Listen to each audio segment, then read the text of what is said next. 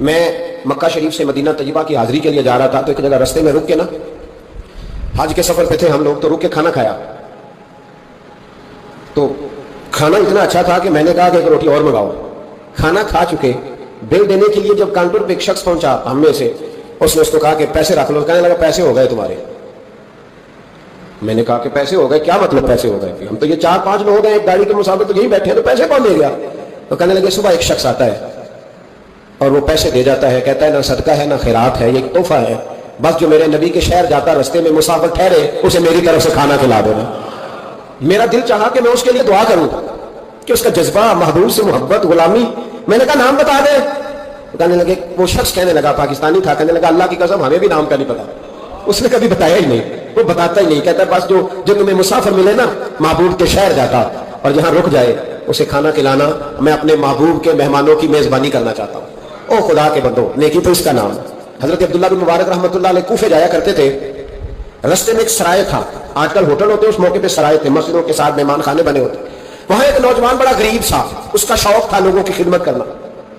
آپ جاتے تو وہ نوجوان رستے میں ملتا، آپ کی خدمت کرتا، پانی لا کے دیتا، پانی بھر کے رکھتا، وضو کراتا، خدمت کرتا۔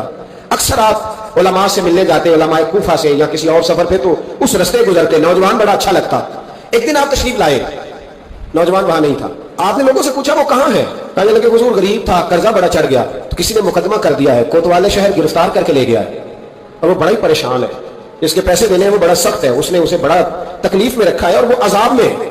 وہ نوجوان کہتے ہیں کہ میں سخت کرب میں تھا، رشتہ دار، دوست، احباب، تال سب کو میں نے پیغام دیے، لیکن کوئی میری مدد کو نہ پہنچا۔ ساری عمر ہی آٹا گڈ ہے، میں لکھاں کیتے نہیں پیڑے، اب وقت آیا تو محمد بخشا کوئی نہیں بیٹھا نیڑے۔ فرماتے میں شدید تکلیف میں تھا، کوئی میرا پرسان حال نہ تھا۔ حضرت عبداللہ بن مبارک کو جب پتا چلا تو چپکے سے گئے، کوت والے شہر کو کونے میں بلایا، فرمایا اگر میں اس کا قرضہ دے دوں تو آزاد کر دو گے؟ اور تم بھی جانتے ہو اور سارا کوفہ جانتا ہے کہ جان بوجھ کے نہیں دبائے، مجبور ہو گیا ہے، غریب ہے، مہلت مانگ رہا، میں دے دوں تو آزاد کر، حضور آپ دے دیں، کر دیں گے آزاد۔ کہتے پیسے دیے اور دے کے کہنے لگے ایک وعدہ کر، میری زندگی میں کسی کو بتائے گا تو نہیں کہ میں نے دیے؟ کوتوال کہنے لگا حضور زمانہ حیا کرتا ہے تو میں بھی کروں گا نہیں۔ اب اس میں اختلافی چیزیں بھی اس واقعہ میں بزرگوں نے لکھی ہے۔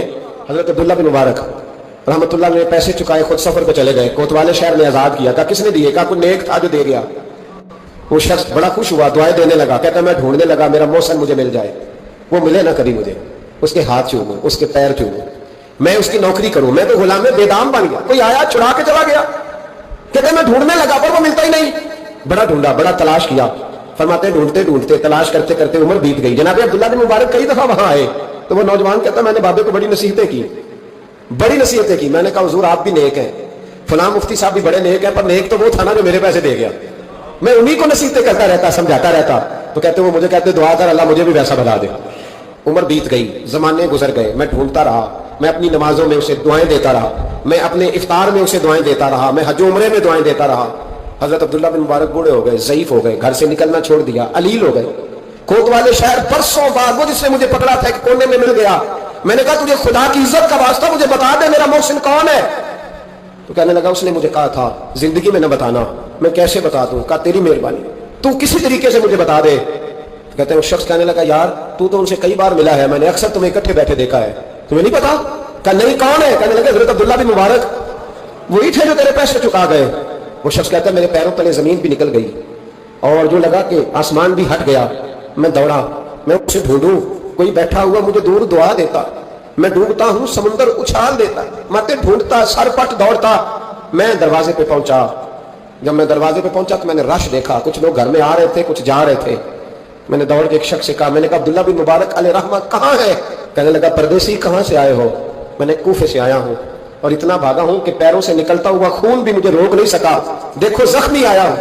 تو کہنے لگے بس تو 3 گھنٹے لیٹ ہوا ہے، بس 3 گھنٹے۔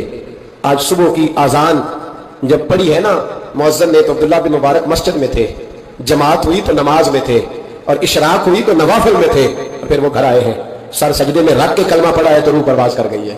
آج ہی وہ شخص کہتا ہے میں دوڑ کے گیا اور میں قدموں میں بیٹھا، میں غریب تھا، غریب کا بیٹا، غریب کا پوتا، غریب کا بھائی، غریب تھا میں نے پیروں میں سر رکھ کے کہا بابا جی مجھے نمازوں کا تو نہیں پتا، آج کتنے آپ کے میں نہیں جانتا، کتنے شاگرد مرید تیار کیے میں نہیں جانتا، اور میں اللہ کی عزت کی قسم کھا کے کہتا ہوں کہ مجھے امید ہے جو آپ نے میرے ساتھ کیا ہے نا، میرا رب صرف اسی کی برکت سے آپ کو جنت کے اعلیٰ مرتبے عطا کر دے گا. مجھے امید کامل ہے کہ اسی کی برکت سے اللہ جنت دے گا، پر شرط یہ ہے کہ تیری نیکی